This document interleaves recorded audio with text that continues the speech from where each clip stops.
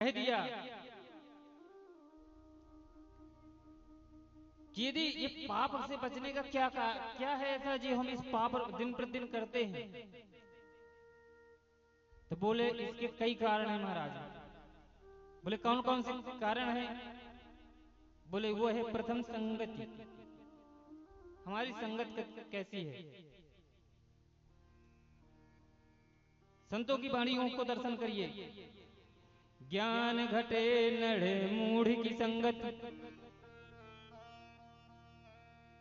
मूर्ख लोगों की यदि संगत करेंगे तो ज्ञान कम होगा।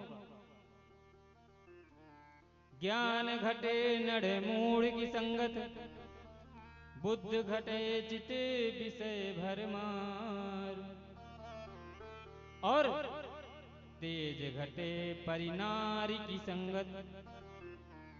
जो तेज है शरीर का, यदि आपने अपनी पत्नी के सिवा दूसरी पत्नी का ध्यान किया तो आपका जो तेज है वो घटने लगेगा। संत वाणी में कहते हैं तेज घटे परिनारी की संगत, बुद्ध घटी बहु भोजन खाए।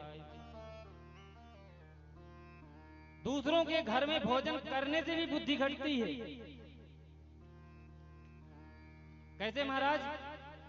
कहते हैं कोई इसका सुपात्र भोजन न करा रहा हो, उसने पाप कर्म के ही माध्यम से उसको भोजन को तैयार करके पंडित जी को खिला रहा हो,